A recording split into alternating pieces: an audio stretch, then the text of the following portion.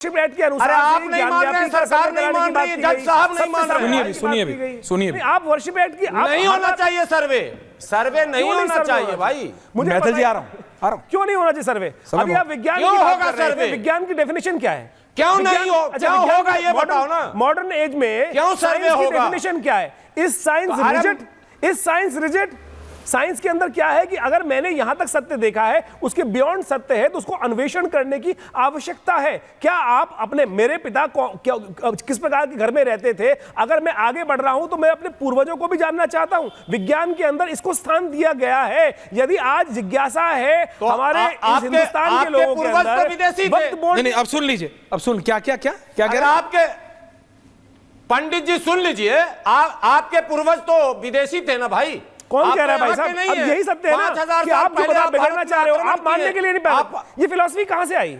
ये फिलॉसफी कहां से आई? मैं नहीं कह रहा हूं। किसने लाई ये फिलॉसफी? वोल्गा से गंगा तक कह रहा है। कौन सी फिलॉसफी लाए? Arctic home in the Vedas कह रहा है। मैक्स मूलर की फिलॉसफी है। डिस्कवरी ऑफ इंडिया कह रहा है। मैक्स मूलर जानते हो? मैक्स मूलर कौन था? अरे भाई सरवर साहब पढ़े लिखे हो ना? आर्यंस कौन है? मैक्स मूलर कौन था पता है? सरवर जी ऑडियो लिखी थी, उसने डिनाई कर दिया उसको। आर्यंस कौन है? आप आर्यन कौन है? यहाँ आर्यन कौन है? मूलर ने 50 आर्यन कौन है? आर्यन कौन है? एक एक करके आर्यन कौन है? आर्यन 45 सेकंड सर्वर साहब, आचार्य जी 45 सेकंड सर्वर साहब बोल रहे हैं, बोलिए सर्वर साहब। आर्यन कौन है? 45 सेकंड जी बोलिए, अब बोलिए, अपनी बात रखिए। अगर इस चक्कर में पड़ेंगे तो भारत के आर्यंस विदेशी हैं, आक्रमणकारी है। ये भी गलत बोल रहे हैं आप, और ये गलत बोल रहे हैं, गलत किसी और पढ़ रहे हैं। लिखा, मैं संकल्प पढ़ता हूं, मैं भारतीय संस्कृति का बाल संकल्प पढ़ता गंगाधर हूं। तिलक ने लिखा, बाल गंगाधर तिलक ने लिखा, जवाहरलाल नेहरू ने लिखा, रुमिला थापर ने लिखा। शब्द है, आर्यव्रत शब्द है, ये पूरा क्षेत्र आर्यव्रत है। आर्यव्रत को जो मिस इंटरप्रिटेशन किया गया है, आप पढ़ना नहीं चाहते। नहीं है ये कुरान और बाइबल के अनुसार से आपके बनाने से नहीं बनेगा। सत्य माने भारतीय संस्कृति में आर्यव्रत आर्यव्रत। अरे मैं नहीं लिखा हूं भाई, जवाहरलाल नेहरू ने लिखा भाई, निकला है भाई साहब। बाल गंगाधर तिलक ने लिखा। ओल्डेस्ट सिविलाइजेशन कौन सी है? वोल्गा से गंगा। सिविलाइजेशन कौन सी है? अभी आपने इंडस वैली, यूरेशिया अरे यूरेशिया जो है यूरेशिया है, पढ़ो जाकर, यूरेशिया पढ़ो जाकर, यही से अरे भाई यूरेशिया आप पढ़ लो, आप पढ़ो ना, आप पढ़ लो यूरेशिया से। रिलैक्स प्लीज, प्लीज शांति से, एक दूसरे को नीचा नहीं दिखाना है। यही मैं जनता से निवेदन कर रहा हूँ। मैथिल साहब को लाइए और उधर से रंगरेज जी को लाइए। ये मैं जनता से निवेदन कर रहा हूं, एक दूसरे को नीचा नहीं दिखाना है। आप लोग डिबेट में एक दूसरे को नीचा दिखाने चलेंगे तो कैसे चलेगा? दर्शकों, दैट्स माय प्रॉब्लम। मैथिल साहब, रंगरेज साहब, रंगरेज जी से तो मैं क्या उम्मीद कर सकता हूं? वो तो ओपनली कहता है ऐश्वर्या तुम्हारा है क्या, सब कुछ तो मेरे पूर्वजों का था, सब कुछ तो मुगलों का था। अब मुगलों से उनका क्या कनेक्शन है वो ही जाने। मैं तो मुगल को मतलब आक्रांता समझता था, आक्रांता ही है, हमने जितना पढ़ा है। अब इनके पास कोई और हिस्ट्री बुक हो तो ये बताएंगे। लेकिन रंगरेज जी, आपको नहीं लगता कि आप एक सोशल वर्कर भी, आपने मुझे एक दिन बताया था, ऑन एयर नहीं ऑफ एयर बताया था, कि आप सोशली भी लोगों के लिए बहुत काम करते हैं। जब आप जाते हैं आपको अच्छा लगता है? मुसलमान भाई, उनको प्रॉब्लम नहीं होती है? नहीं होती है। आपको ये कभी जिम्मेदारी नहीं लगी? जो मैंने आचार्य जी से बोला, जो मैं भी मैथिल जी से बोल रहा हूं, कि आप लोगों की कोई जिम्मेदारी नहीं है, कि आप लोग सिर्फ डिवाइड करेंगे, सारे राजनेता, कि आपको जोड़ने का काम नहीं करना, क्या आपको ऐसी चीजें नहीं करनी? क्या पहले, मतलब मैं बता रहा हूं, वेस्टर्न यूपी या फिर नॉर्थ इंडिया के चौधरी चरण सिंह बहुत बड़े किसान नेता थे। वो जाटों के नेता नहीं थे, उनको मिस इंटरप्रेट किया गया, वो किसानों के नेता थे। और किसान वेस्टर्न यूपी या फिर उत्तर प्रदेश में या हरियाणा में या महाराष्ट्र में या राजस्थान में सिर्फ हिंदू भाई नहीं है, मुसलमान भाई भी है। आप देखिए तो कि कैसा ताना बाना था, और एक एक करके जैसे ऊन की सिलाई होती है ना, एक चीज उधेड़ी जा रही है, उधेड़ी, उसको उधेड़ने मत दीजिए, और उसमें सिर्फ दूसरे पे उंगली मत उठाइए, क्योंकि बाकी 4 उंगली आपकी तरफ है। अपनी भी जिम्मेदारी समझिए रंगरेज साहब, एक उंगली उठाते हैं तो बाकी 4 आपके ऊपर है, आपकी भी कुछ जिम्मेदारी है गुरुदेव। अच्छा सुन तो लीजिए। बोलिए, सुन रहा हूं, अब बोलिए। सुन लीजिए, I am listening to you, please speak. सुन तो लीजिए गुरुदेव, बोलिए। देखिए मैं ऐश्वर्या भाई ये कह रहा हूं कि आप ये बताइए, किसी मुसलमान ने आज तक किसी गुरुद्वारे पे अपना दावा किया, किसी मंदिर पे कोई दावा किया आज़ादी के बाद से अभी तक?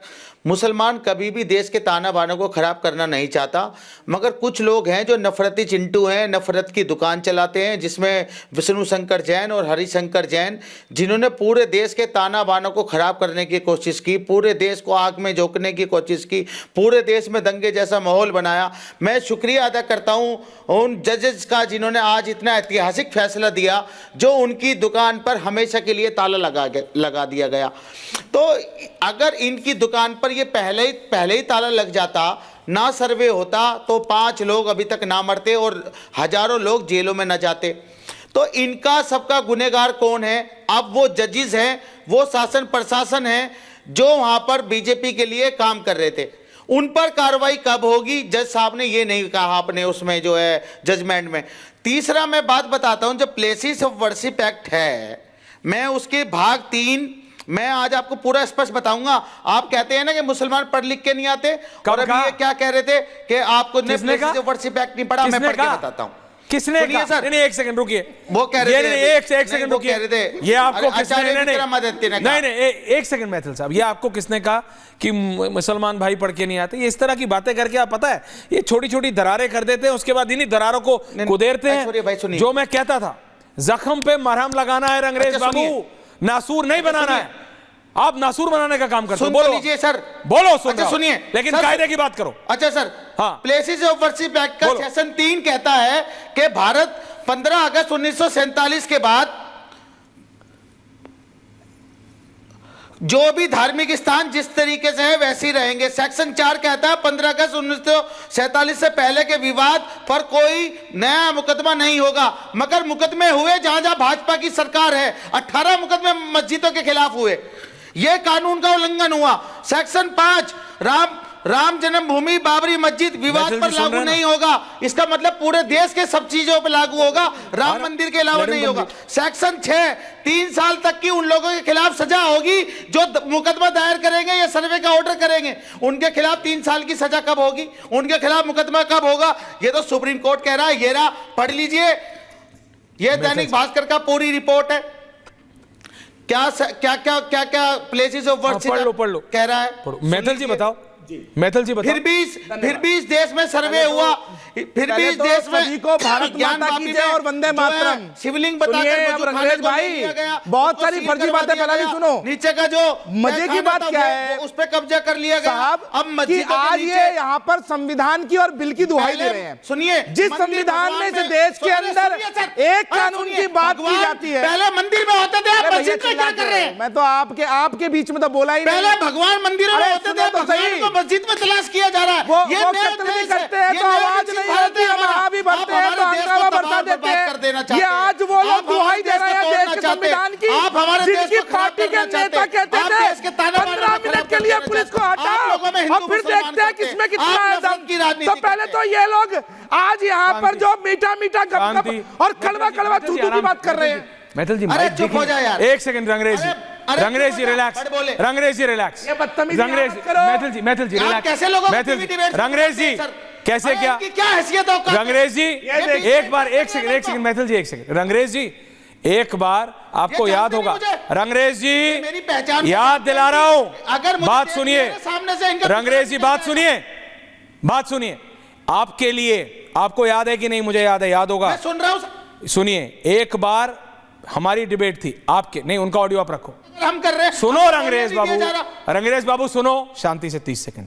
एक बार आपके लिए किसी पैनलिस्ट ने इन्हीं शब्दों का इस्तेमाल किया था कि इनकी क्या, मैंने उस पैनलिस्ट को क्या कहा था, आपको याद है? डांटा था। आप आज वही कर रहे हो जो एक बार आप झेले हो। Don't do this, do not do this. ये मत करिए। नहीं, मैं सॉरी, ये मत करिए, शांति से। Thank you. ये मत करिए।